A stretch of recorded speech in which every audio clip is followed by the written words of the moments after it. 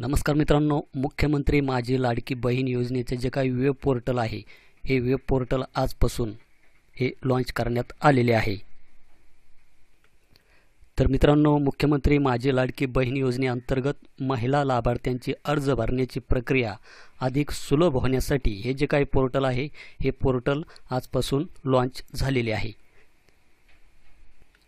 तर मित्रांनो, ज्या लाभार्थ्यांनी नारी शक्ती दूत या ॲपवर अर्ज भरलेले असतील त्यांनी या पोर्टलवर अर्ज भरण्याची गरज नाही, परंतु ज्या पात्र इच्छुक महिला लाभार्थ्यांनी अद्याप अर्ज भरलेले नाहीत त्यांनी या संकेतस्थळावर येऊन आपले अर्ज हे भरावे।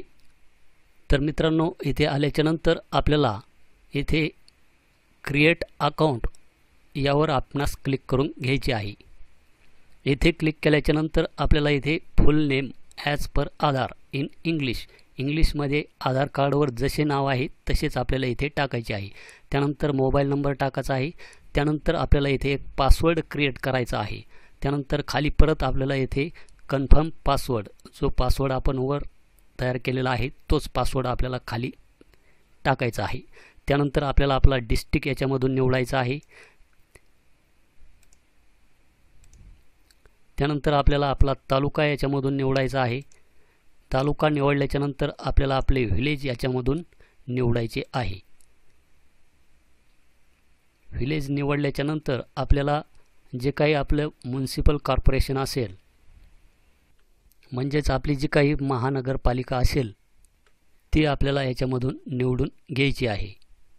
हे निवडल्याच्या नंतर आपल्याला इथे ऑथोराइज्ड पर्सन, तर यामध्ये आपण पाहू शकतात की इथे general woman, cluster resource person, anganwadi worker, ग्रामसेवक, वार्ड ऑफिस, सेतू सेंटर असे अनेक ऑप्शन आपल्याला इथे पाहायला मिळतील। जर आपले सेतू सेंटर असेल तर आपल्याला इथे सेतू सेंटर हे इथे सिलेक्ट करायचे आहे। सेतू सिलेक्ट केल्याच्या नंतर आपल्याला इथे ऑफिस नेम किंवा नंबर हा इथे टाकायचा आहे आणि ही सर्व माहिती भरल्याच्या नंतर आपल्याला इथे ॲक्सेप्ट टर्म्स अँड कंडिशन याच्यावर क्लिक केलं तर आपल्यासमोर अशा प्रकारे एक इंटरफेस येईल, तर तो आपल्याला इथे ॲक्सेप्ट करायचा आहे। ॲक्सेप्ट केल्याच्या नंतर हा जो काही कॅप्चा दिसत आहे हा कॅप्चा टाकून आपल्याला इथे साइन अप व्हायचे आहे। तर चला मी ही माहिती इथे भरून घेतो। ही पूर्ण माहिती भरल्याच्या नंतर इथे आपल्याला साइन अप व्हायचे आहे। तर OTP हा त्या मोबाईलवर गेलेला आहे।